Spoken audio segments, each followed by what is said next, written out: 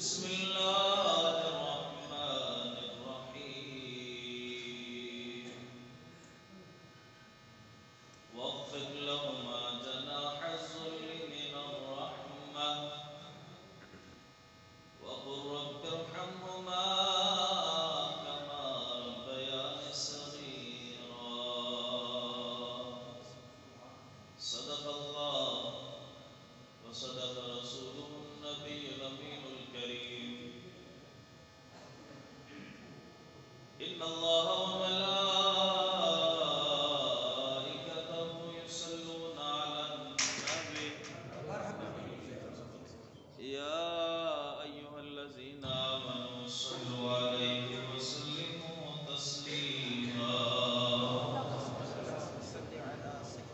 اللهم صل على سيدنا ومولانا محمد النبي الأمي وعلى آله وأصحابه وبارك وسلم الصلاة والسلام عليك يا رسول الله تمام حضرات مل کر محبت سے حضور کی بارگاہ میں درود کا نذرانہ پیش کیجیے میرے اور آپ کے آقا محمد مصطفیٰ صلی اللہ علیہ وسلم نے ارشاد فرمایا زینوا مجالسکم بالصلاۃ علیہ کہ اپنی مجلسوں کو اپنی محفلوں کو مجھ پر درود پڑھ کر خوبصورت بناؤ اس لیے کہ فإن صلاتکم علیہ نور کہ بس تمہارا مجھ پر درود پڑھنا کل قیامت میں تمہارے لیے نور بن کر آئے گا محبت سے پڑھیے الصلاۃ والسلام علیک یا رسول اللہ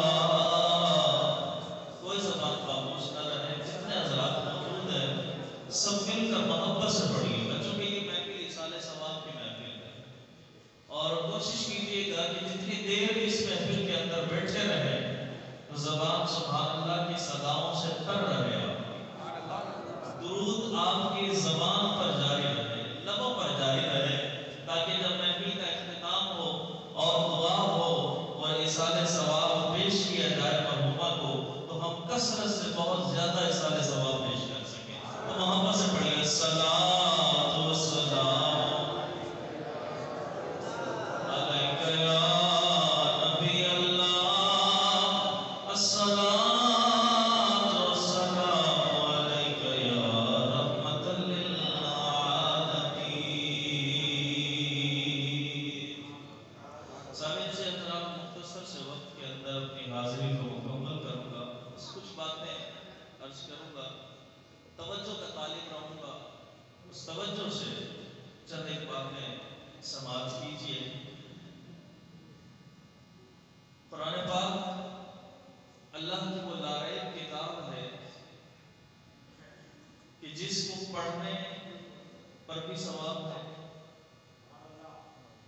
جس کو اگر چھوئیں تب بھی ثواب ہے اور اگر ہم اس کو دیکھ بھی لیں نا صرف تب بھی ثواب ہے قرآن پاک کو لاریب کتاب ہے اور جب بندہ دنیا سے چلا جاتا ہے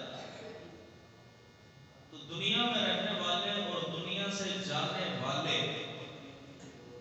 ان کے درمیان آپس میں بظاہر کوئی رابطہ نہیں رہتا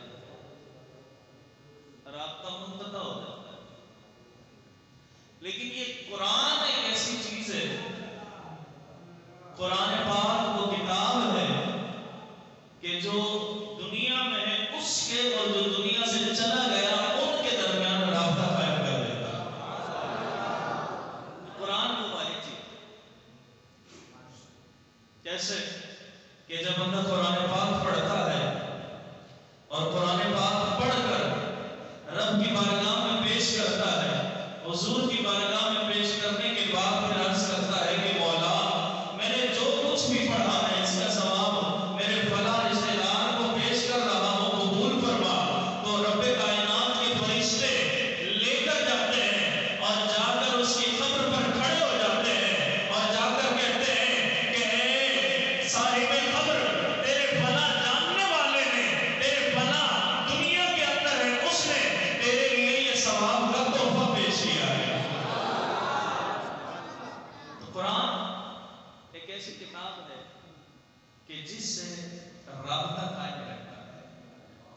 دنیا سے جانے کے بعد بھی رابطہ برقرار رکھتا ہے. تو اسی لیے ان محافل کے اندر جب ہم آئے اور جو دنیا سے رخصت ہو گئے ان کے اصالِ ثواب کے لیے آپ جانتے ہیں کہ قرآن خوانی کروائی جاتی ہے، قرآن پڑھوایا جاتا ہے، ذکر و اذکار کروایا جاتا ہے. وجہ یہی ہے تاکہ رابطہ ایک جو ہے وہ برقرار رہے. بس یہی اصالِ ثواب ہے، یہی اصالِ ثواب ہے. آسان لفظوں میں یہ سمجھ لیجیے. اور اللہ تبارک و تعالی نے والدین اس دنیا کے اندر ایک ایسی انمول ہستی عطا فرمائی ہے کہ جس کا کوئی نعم البدل نہیں ہے، کوئی نعم البدل نہیں ہے. قرآن پاک کے اندر اللہ تبارک و تعالی نے سورہ بنی اسرائیل میں اپنی عبادت کا ذکر فرمایا اور پھر اپنی عبادت کے فوراً بعد جس چیز کا ذکر فرمایا وہ فرمایا وَبِالْوَالِدَيْنِ إِحْسَانًا. وَبِالْوَالِدَيْنِ، والدین فرمایا یعنی دونوں کے ساتھ، دونوں کے ساتھ حسن سلوک کرنا ہے، دونوں کے ساتھ اچھا برتاؤ کرنا ہے. کیوں؟ اس لیے کہ دیکھیں اللہ تبارک و تعالی نے ہمیں تخلیق کیا، ہمیں پیدا کیا، دنیا میں بہت سی نعمتوں سے نوازا. تو خالق کائنات نے بے شمار نعمتوں سے نواز دیا، بڑے احسانات اس کے. تو ہم اس کی احسانات کے بدلے میں ہم اس کی عبادت کر رہے ہیں، عبادت کر رہے ہیں اس کی. اور یہ رب نے فیصلہ فرما دیا کہ عبادت تو صرف رب کی ہوگی، سجدہ صرف اس کے لیے ہوگا. لیکن اس دنیا کے اندر آپ غور کریں کہ دنیا میں جب بچہ آ جاتا ہے بظاہر اس بچے کی حفاظت کون کر رہا ہوتا ہے؟ ساتھ ساتھ بولتے رہیے، والدین. کھلاتا کون ہے بظاہر؟ دیتا رب ہے.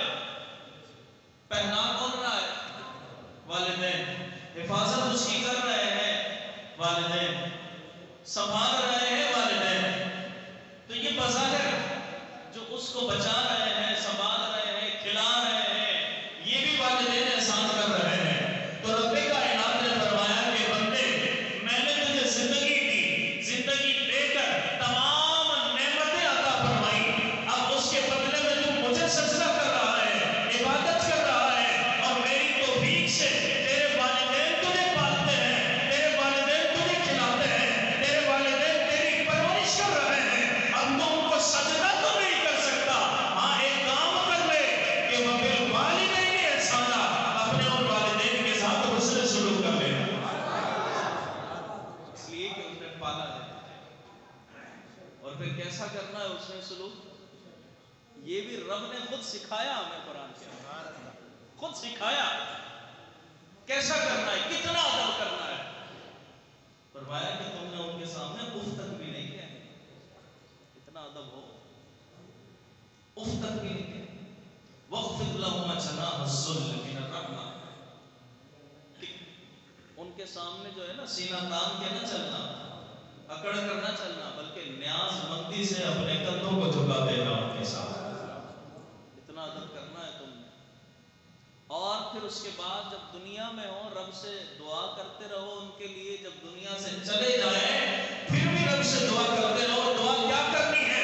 رب نے سکھایا وَقُلْ رَبِّ ارْحَمْهُمَا كَمَا رَبَّيَانِي صَغِيرًا، کہ اے میرے رب جس طرح میں چھوٹا سا تھا، میرے چھوٹے ہوتے ہوئے اس نے مجھ پر رحم کیا، اسی طرح آج تو بھی ان کے اوپر رحم فرما. یہ دعا کرتے رہنا تم سے، اور اس طرح دعا کرنا اپنے والدین کے لیے. اس لیے کہ والدین ہستی وہ ہے. آج سائنس کتنی ترقی کر گئی ہے، بڑی ترقی کر گئی سائنس. ہر چیز آپ کو مل جائے گی. بڑے بڑے مالز کے اندر چلے جائیں بہت ساری چیزیں مل جائیں گی آپ کو. لیکن یہ والد اور والدہ وہ ہستی ہے کہ جو کہیں نہیں مل سکتی. چلے جائیں نا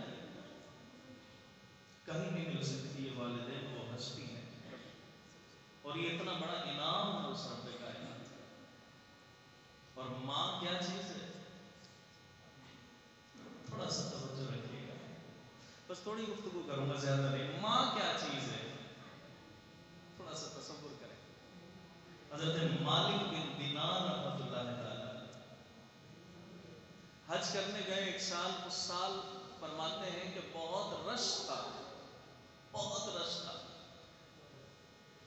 فرماتے ہیں کہ لاکھوں لوگ آئے حج کرنے کے لیے.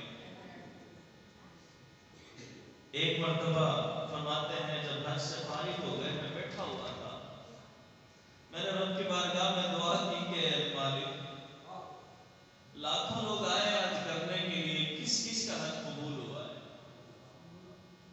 کیا سب کا قبول ہو گیا؟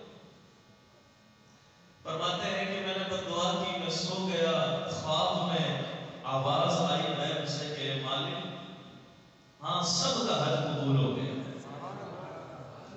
لاکھوں لوگ آئے. وہ بڑا کریم رب ہے, وہ بڑا کریم رب ہے. وہ رب تو اتنا کریم ہے, وہ حکم فرماتا ہے اپنے والد کے چہرے کو محبت سے دیکھ لے, ایک مقبول حج کا ثواب عطا فرمائے. وہ ہستی ہے یار, مجھے بتاؤ وہ مقام ہے ان کا.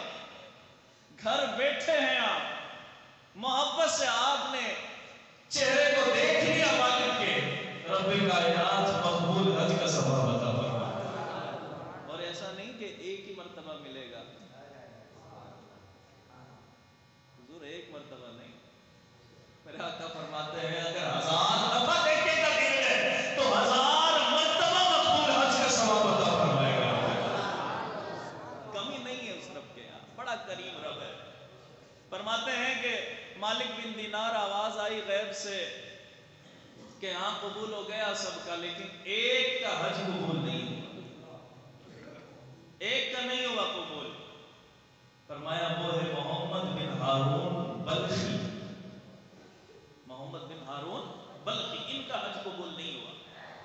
آپ فرماتے ہیں کہ میں اٹھا اور اٹھ کر گیا, جا کر تلاش کرنے لگا کہ بلخ کے رہنے والے کہاں رہتے ہیں, کیونکہ خیمے ہوتے ہیں نا, جس طرح آج یہ پاکستانیوں کی بلڈنگ ہے, یہ ہندوستان سے آنے والوں کے لیے یہ فلاں جگہ سے فلاں جگہ, اس طرح کہا کہ وہاں لوگ بیٹھے ہوئے تھے.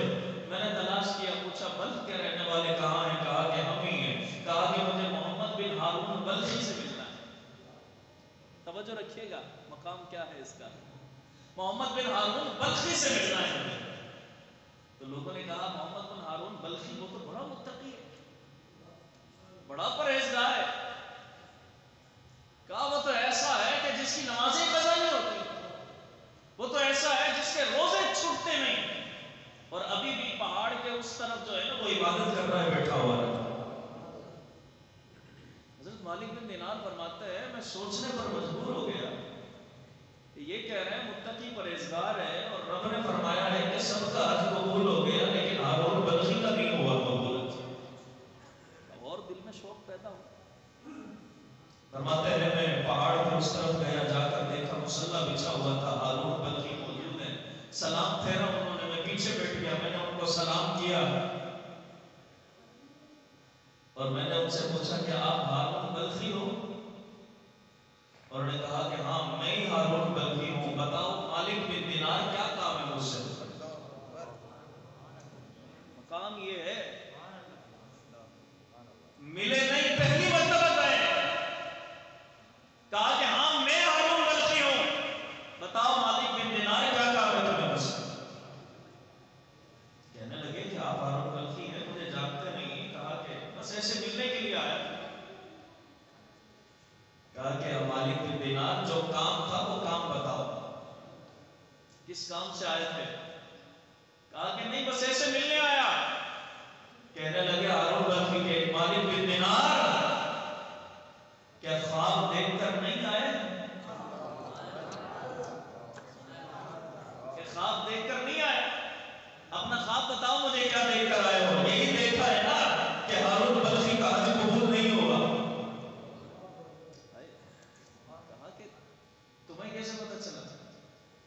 کہا 24 سال ہو گئے, 24 سال 24 سال ہو گئے حج کرتے کرتے. ہر سال جب حج کا طواف الوداعی کر رہا ہوتا ہوں, ایک اللہ کا نیک ولی کوئی آتا ہے اور آ کر کہتا ہے کہ جا تیرا حج قبول نہیں ہوا, جا دوڑ جا یہاں سے بھاگ جا. 24 سال ہو گئے مجھے اس طرح کرتے کرتے. کہنے لگے مالک بن دینار, میں نے پوچھا وجہ کیا ہے, وجہ کیا ہے, کیوں نہیں حج قبول ہوتا؟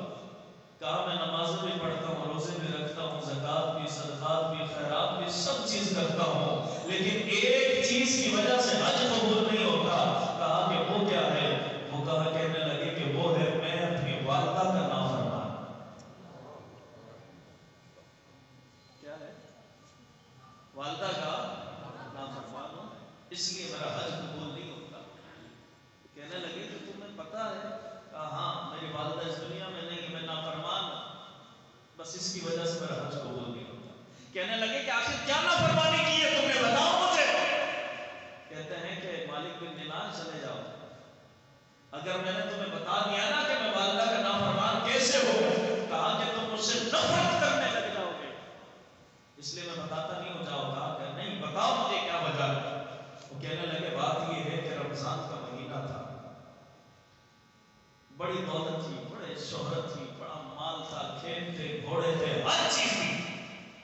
کہنے لگے کہ میں نے اس مال کو ناجائز جگہ استعمال کرنا شروع کر دیا۔ کہتے ہیں کہ والدہ نے روکا، منع کیا، لیکن میں نہیں مانتا تھا۔ ایک مرتبہ کہنے لگے کہ میں رمضان کا مہینہ تھا، عصر کا وقت تھا، میں اپنے گھر آتا ہوں، اور جب گھر آیا تو کیا دیکھا کہ میری والدہ تندور پر روٹیاں لگا رہی ہے۔ میں نے والدہ سے کہا کہ مجھے روٹی دو۔ والدہ نے ڈانٹا اور ڈانٹ کر کہا کہ خود بھی روزہ نہیں رکھتا، جو روزے رکھتے ہیں کم سے کم ان کا تو خیال کر لے۔ کہتے ہیں کہ میں نے شراب پی ہوئی تھی، سمجھ کچھ نہیں آ رہا تھا۔ کہتے ہیں کہ بس میں نے کچھ نہیں دیکھا اور میں نے اپنے ہاتھ کو اٹھایا اور ہاتھ سے والدہ کو تھپڑ مار دیا میں نے۔ اور کہنے لگے کہ والدہ کو تھپڑ مارنا تھا کہ والدہ جو ہے وہ تندور میں گر گئی اور جل گئی۔ لوگوں نے مجھے پکڑا اور پکڑ کر مجھے دروازہ بند کر دیا، کمرے میں بند کر دیا۔ میں پڑا رہا، شور ہوتا رہا، شور آتا رہا، لیکن میں نہیں اٹھا، مجھے کچھ ہوش نہیں آیا۔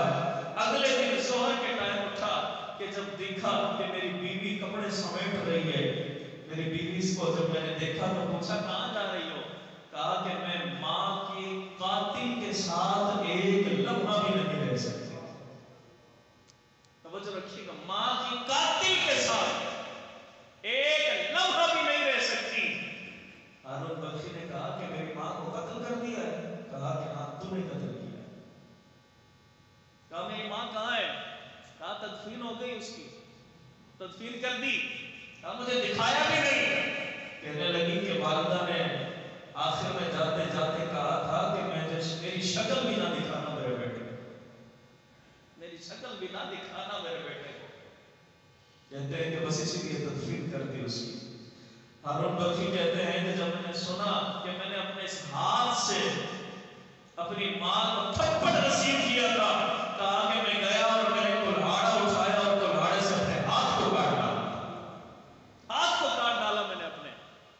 اور کہتے ہیں سارا مال صدقہ کر دیا، خیرات کر دیا۔ بس اب ہر سال آتا ہوں، 24 سال ہو گئے، لیکن آخر میں یہی جواب ملتا ہے، جا تیرا حج قبول نہیں ہے، جا تیرا حج قبول نہیں ہے۔ حضرت مالک بن دینار فرماتے ہیں کہ میں نے بھی اسی طرح اس کی بات سنی اور اس کو تھپڑ مارے اور چلا گیا اور کہا کہ تو اسی لائق ہے، کہا کہ تو اسی لائق ہے، تیرے ساتھ یہی ہوگا۔ فرماتے ہیں کہ رات کے اندھیرے میں گیا اور جا کر سو گیا۔ رسول اللہ کو میں نے خواب میں دیکھا اور رسول اللہ صلی اللہ علیہ وسلم نے فرمایا کہ مالک بن دینار تو اللہ کے ایک بندے کو مایوس کر کے آ گیا۔ کہنے لگا کہ حضور اس کا جرم کتنا بڑا تھا؟ فرمایا کہ مالک بن دینار یہی ماں ہے اس کی کہ جس کی وجہ سے کل قیامت میں رب کائنات اس کی مغفرت فرمائے گا۔ یہی ماں ہے، کل قیامت میں اس کے لیے مغفرت فرمائے گا رب کائنات۔ عرض کیا حضور کیسے؟ فرمایا کہ رب کائنات کی بارگاہ میں مقدمہ پیش کرے گی اس کی ماں اور کہے گی کہ اللہ اس نے مجھے جلایا تھا، مجھے جلایا تھا اس نے۔ اور جب مقدمہ پیش ہوگا، حالانکہ رب سب جانتا ہے تو رب کائنات فرمائے گا کہ پھر کیا کریں؟ کہے گی کہ مالک اس کو سزا دے۔ رب کائنات فرمائے گا کہ فرشتوں اسے زنجیروں میں جکڑو اور جکڑ کر جہنم میں ڈال دو، لے جاؤ اس کو۔ کہا کہ فرشتے اس کو لے کر جا رہے ہوں گے گھسیٹ کر، تو وہی ہارون بلخی تھوڑی دیر جائے گا اور پھر رک کر ماں کی طرف پلٹ کر دیکھے گا، پھر گھسیٹ کر لے کر جائیں گے، پھر ماں کی طرف پلٹ کر دیکھے گا، پھر گھسیٹ کر لے کر جائیں گے۔ جب کنارے پر پہنچ جائے گا ماں کی طرف دیکھے گا اور کہے گا کہ میری ماں تو وہی ہے کہ دنیا کے اندر تھوڑی سی تکلیف ہوتی تھی تو تڑپ جاتی تھی، تو آج مجھے جہنم کی آگ میں ڈالا جا رہا ہے، مجھے بچا لو۔ رب کائنات کی بارگاہ میں ان کی ماں عرض کرے گی، رب فرمائے گا کہو کیا کہتی ہو؟ عرض کرے گی کہ اے میرے رب، میرے بیٹے کو معاف فرما دے، میرے بیٹے کو معاف فرما دے۔ رب فرمائے گا کہ تجھے اتنی تکلیف دی ہے؟ کہے گا کہ ہاں وہ بیٹا تھا لیکن میں ماں ہوں، اس لیے میں اپنے بیٹے کو معاف کر رہی ہوں، میرے مالک تو بھی اس کو معاف فرما دے۔ یار مجھے بتاؤ ایسی انمول ہستیاں کہیں ملیں گی؟ کہیں ملیں گی ایسی انمول ہستیاں؟ آج دنیا میں دیکھا جاتا ہے کہ نوجوان نسل جو ہے وہ ان کی قدر نہیں کرتی، قدر نہیں کرتی۔ یقین جانیے کہ دنیا کے اندر آپ کتنا مقام اور مرتبہ حاصل کر لیں، بڑے سے بڑے عہدے پر چلے جائیں، ایک ہستی ایسی ہے جس کے دل میں کبھی بھی حسد نہیں آئے گا، کبھی حسد نہیں آئے گا، اور وہ ہے آپ کے والدین۔ دوست ہیں، احباب ہیں، رشتہ دار ہیں، شاید حسد آ جائے لیکن والدین کے دلوں پر یہی، زبانوں پر یہی رہے گا کہ میرے رب میرے بیٹے کو اور ترقی عطا فرما دے، میرے بیٹے کو اور مقام اور مرتبہ عطا فرما دے، یہی رہے گا۔ تو ایسی انمول ہستیوں کی قدر کرے گا، قدر کرے ایسی انمول ہستیوں کی۔ پوچھو ان سے جن کے پاس نہیں ہے، پوچھو ذرا ان سے۔ یہ وہی ماں ہے کہ جو بچے کی تربیت کرتی ہے۔ حضرت حسن بصری کے بارے میں آتا ہے کہ حضرت حسن بصری ایک مرتبہ طواف فرما رہے تھے تو آپ نے دیکھا کہ ایک شخص جو ہے وہ یمن سے آیا، طواف کر رہا ہے اور اس کے کمر پر گٹھڑی بندھی ہوئی، گٹھڑی نما کوئی چیز بندھی ہوئی۔ فرماتے ہیں میں دیکھتا رہا، کہا کہ آخر کیا چیز ہے جو باندھ رکھی ہے، اتنی قیمتی ہے؟ فرماتے ہیں کہ جب وہ طواف کر کے فارغ ہوا، اس نے گٹھڑی کھولی نا، اس کے اندر سے ایک بوڑھی عورت نکل کر آئی اور آیا اور آ کر کہنے لگا کہ حسن بصری یہ میری ماں ہے، میں یمن سے لایا ہوں اس کو، حج کرایا میں نے، اس کو طواف بھی کرایا ہے، سعی بھی کرائی، سب کچھ کروایا میں نے، کیا میں نے اپنی ماں کا حق ادا کر دیا ہے؟ حضرت حسن بصری نے فرمایا کہ تم تو حق ادا کرنے کی بات کرتا ہے، ارے تجھے پیدا کرتے وقت درد سے جو پہلی چیخ نکلی تھی اس کی، کہا کہ تو اس کا حق بھی ادا نہیں کر سکا، اس کا حق بھی ادا نہیں کر سکا، اور تو کہتا ہے کہ میں نے حق ادا کر دیا؟ کہ حق کوئی نہیں ادا کر سکتا۔ کہ وہ ہستیاں ہیں، یہ وہ انمول ہستیاں ہیں کہ جن کے بارے میں، ادب کے بارے میں خود رب کائنات سکھا رہا ہے۔ آخری بات عرض کر رہا ہوں، صرف گفتگو کو سمیٹ رہا ہوں۔ ایک بڑے مشہور بزرگ گزرے ہیں، ایک بزرگ گزرے ہیں لیکن اتنے معروف نہیں ہیں، وہ بڑے حدیث کا درس دیا کرتے تھے، حدیث کا درس دیتے تھے، بڑے مجمع ہوا کرتا تھا ان کے مجمع۔ جب وہ درس دے رہے ہوتے تھے تو ان کی ایک بوڑھی ماں ہوتی تھی، توجہ رکھنا، بوڑھی ماں ہوتی تھی، وہ بوڑھی ماں بیچاری لاٹھی لے کر مجمع کے اندر آ جایا کرتی تھی، لوگوں کو ہٹاتی، لوگ ہٹتے رہتے اور سیدھا جو ہے نا اپنے بیٹے کے پاس چلی جاتی، وہ درس دے رہے ہیں، بیٹے کے پاس جاتی اور جا کر اس کو مارنا شروع کر دیتی، مارنا شروع کرتی، مارتی، اتنا مارتی کہ مارتی رہتی، وہ کچھ نہیں کہتے، خاموشی سے بیٹھے رہتے، مار کھاتے رہتے مار۔ پھر اس کے بعد وہ اٹھتے، اٹھا کر اس کو لے کر جاتے، گھر چھوڑ کر آتے، پھر آ جاتی، پھر مارتی، مار کھاتے رہتے۔ ایک مرتبہ کیا ہوا، کہ انہوں نے ان کو اتنا مارا کہ ڈنڈا سر پر مارا کہ سر زخمی ہو گیا، خون بہنے لگا۔ آپ ان کو لے کر گئے، لے جا کر گھر پہ چھوڑا، صاف کیا، پھر آ گئے۔ اب درد کی وجہ سے آپ ہل رہے ہیں۔ شاگردوں میں سے کوئی سامنے سے اٹھا اور کہنے لگا کہ حضور آپ اس کا علاج کیوں نہیں کر لیتے ماں کا؟ کہا کیا علاج کریں بتاؤ؟ کسی نے کہا کہ ان کو کہیں اور چھوڑ کر آ جاؤ، کسی نے کہا کہ اچھا ایسا کرو کہ جب آپ آتے ہو گھر سے تو آپ ان کو جو ہے وہ کمرے میں بند کر کے آ جائے گا۔ اچھا ایک اٹھا، اس نے کہا کہ جب آپ آتے ہو تو آنے سے پہلے ان کو اچھی طرح سے کمرے کے اندر بند کر کے کھلا کے پلا کے اور باہر سے دروازہ لگا کر تالا لگا کر اس کے بعد آ جائے۔ اور بزرگ نے کہا کہ تم کیا چاہتے ہو کہ میں تالا دروازے پر لگا کر اپنے خواب پر تالے لگا دوں؟ توجہ، اپنے خواب پر تالے لگا دو؟ آگے حضور بات سمجھ نہیں آئی، فرماتے ہیں کہ ارے تمہیں کیا پتا کہ جب میری ماں آتی ہے میرے پاس اور آ کر مجھے مارتی ہے اور میں مار کھاتا ہوں، جب رات ہو جاتی ہے، رات میں جب سوتا ہوں تو مجھے حضور کی زیارت نصیب ہوتی ہے۔ میرے محبوب میرے پاس آتے ہیں اور آ کر پوچھتے ہیں کہ بتا آج کہاں مارا ماں نے؟ کہتا ہوں کہ یہاں مارا۔ حضور اپنے دست اقدس جو ہے وہ میرے گالوں پر پھیرتے ہیں اور فرماتے ہیں کہ یہاں مارا۔ حضور اپنے ہاتھوں کو میرے چہرے پر پھیرتے ہیں۔ کہا کہ سارا درد ختم ہوتا چلا جاتا ہے۔ اسی لیے کہا کہ اگر ان کو تالا لگا دیا اور ماں نے نہ مارا تو میں حضور کی زیارت سے محروم ہو جاؤں گا۔ حضور کی زیارت مجھے نصیب نہ ہوا کرے گی۔ یہ ماں ہے، یہ ماں ہے، جن کے پاس ہے وہ قدر کرے اس کی، قدر کرے اس کی۔ ماں کی محبت کا اندازہ یا اس بات سے لگا لینا، ماں تھوڑی آگے ہوتی ہے محبت کے اندر، تھوڑا آگے ہوتی ہے کہ جب بچے کے لیے جائے نا، لے جا کر کپڑے خریدنے کے لیے جاتی ہے تو بچے کو ساتھ لے کر جاتی ہے، بڑا اس کو دیکھتی ہے کپڑے لگا لگا کر، ہاں یہ اچھا لگ رہا ہے، یہ اچھا لگ رہا ہے، یہ نہیں لگ رہا، چھوڑ دیتی ہے۔ لیکن کبھی ذرا غور کریں کہ ہم نے ماں کے ساتھ ایسا کیا؟ کیا ہم ماں کو لے کر گئے اور لے جا کر کہا کہ ہاں یہ اچھا لگ رہا ہے، یہ نہیں لگ رہا؟ ہم تو ماں کے پاس بیٹھنا گوارا نہیں کرتے۔ آج اس نے، اس موبائل نے آج اس سے اتنا دور کر دیا ہے، اتنا دور کر دیا ہے کہ یہ تو چلا سکتے ہیں لیکن ماں کے پاؤں نہیں دبا سکتے۔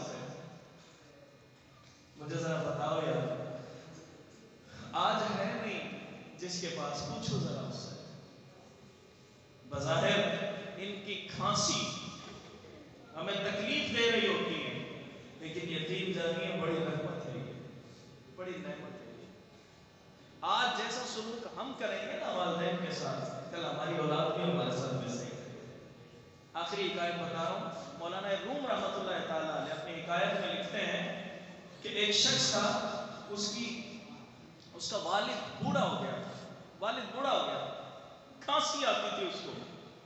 اس کی بیوی نے ایک دفعہ کہا اس سے کہ اس کا کوئی علاج کرو، سو نہیں پاتی میں رات بھر۔ کہا کہ اچھا چلو ٹھیک ہے۔ وہ گیا باپ کے پاس اور باپ کو کہا کہ ابا جان تمہاری کھانسی جو ہے نا ساری رات سونے نہیں دیتی، ایسا کرو کہ کل سے تم جو جانور باندھتے ہیں نا جہاں، وہاں سویا کرو۔ کہ اچھا، باپ تھا نا، کہا بیٹا جس میں تمہاری خوشی، چلا جاؤں گا۔ چلے گئے اور بیٹے سے کہا، اس شخص نے اپنے بیٹے سے کہا کہ جاؤ جا کر فلاں جگہ سے کمبل لاؤ اور لا کر اس کو دے دو۔ کہا ٹھیک ہے۔ بیٹا گیا، جا کر کمبل لایا اور کمبل کو پھر درمیان سے دو حصے کرنے لگا، دو حصے کرنے لگا۔ باپ نے کہا کہ دو حصے کیوں کر رہے ہو بیٹا؟ دے دو، اور بہت سارے کمبل ہیں، اور استعمال کر لیں گے۔ بیٹے نے کہا کہ ابا جان جب تم بوڑھے ہو گئے نا، ایک حصہ تمہارے لیے رکھ رہا ہوں اور ایک حصہ دادا کو دے رہا ہوں میں۔ کہا جب تم بوڑھے ہو گئے اور تمہیں بھی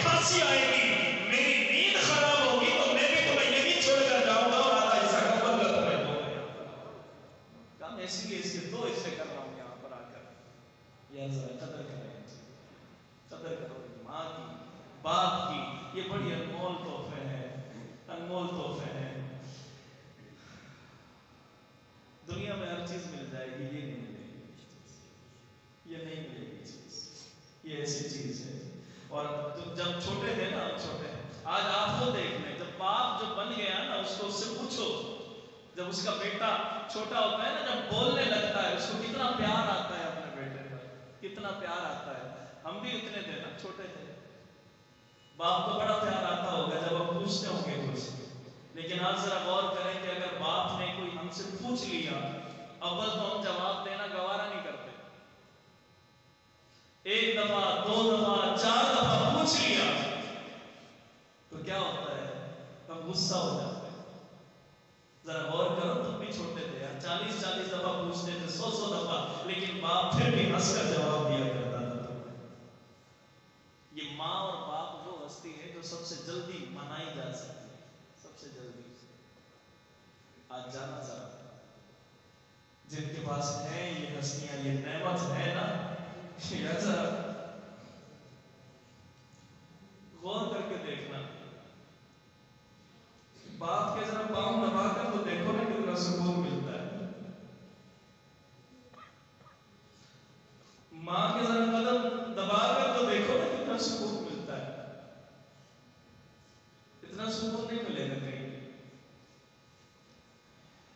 जमाने भर की टेंशन हो, तकलीफ हो, मुसीबत हो ना, बाप के गले से लग जाओ, टेंशन दूर हो जाएगी तुम्हारी। बाप ही वो होता है कि जो बड़ा खुश होता है।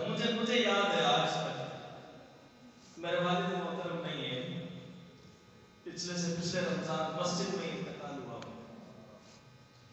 लेकिन जब वो आया करते थे ना मेरे पास,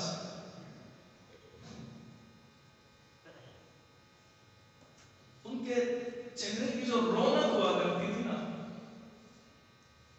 वो देखने के काबिल हुआ करती थी। आज तक मुझे उनके चेहरे की रौनक नहीं भूलती।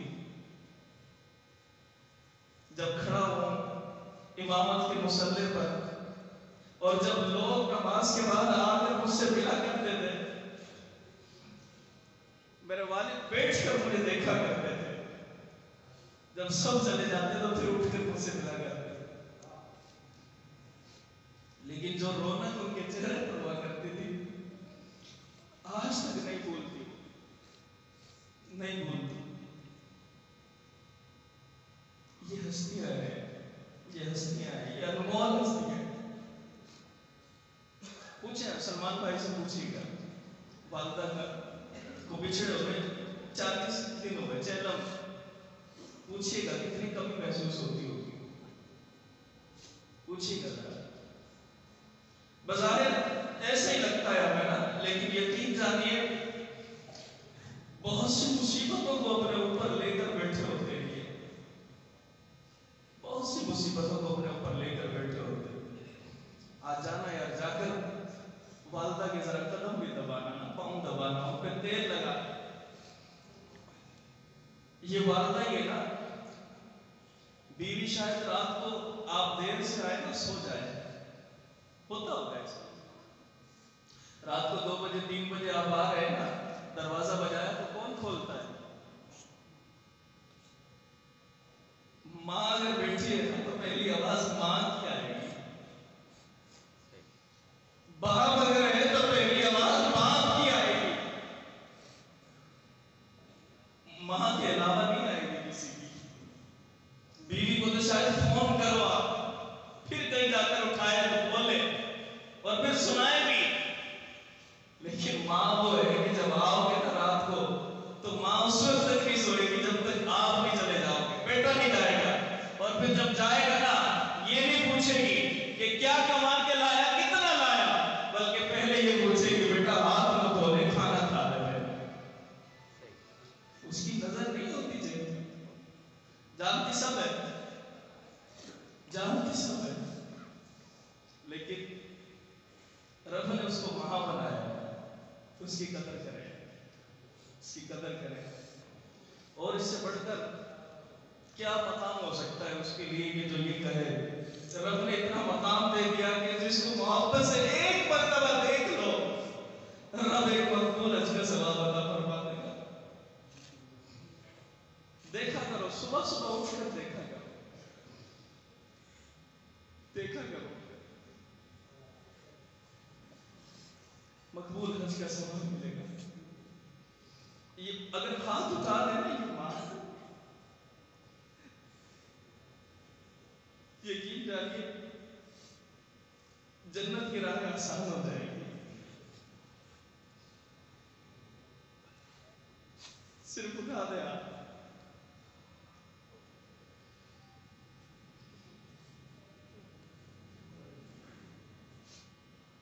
ماں وہ ہے جمعے کے روز جمعہ نماز پڑھ کر حدیث میں آتا ہے اگر کوئی شخص والدین کی قبر پر جائے اور جا کر فاتحہ پڑھے تو اللہ اس کے صغیرہ گناہوں کو معاف کر دیتا ہے۔ صغیرہ گناہ مٹی کے نیچے گیا، جا کر فاتحہ پڑھی اس نے، رب اس کے صغیرہ گناہ معاف کر دیتا ہے۔ یار ذرا غور کریں، جب ماں مٹی کے اوپر ہوگی تو کہاں تک نہیں پہنچائے گی ماں، کہاں تک نہیں پہنچائے گی۔ قدر کریں، اس کی قدر کریں، اور جن کی نہیں ہے دنیا سے رخصت ہو گئی، دعا کریں کہ اللہ تبارک و تعالی انہیں اپنی جوار رحمت میں جگہ عطا فرمائے، جوار رحمت میں جگہ عطا فرمائے۔ بات ہے ماں کی شان بیان کرنے کا لگے تو بڑا وقت درکار ہے، لیکن بس اسی پر اکتفا اور اسی دعا کے ساتھ کہ جن کی والدین سلامت ہے اللہ انہیں صحت و تندرستی عطا فرمائے، عمر درازی عطا فرمائے، اور جن کے نہیں ہے انہیں اپنے جوار رحمت میں جگہ عطا فرمائے۔ خاص طور پر سلمان بھائی، فرحان بھائی کی والدہ کے لیے خصوصی دعا کریں گے انشاءاللہ، اللہ تعالیٰ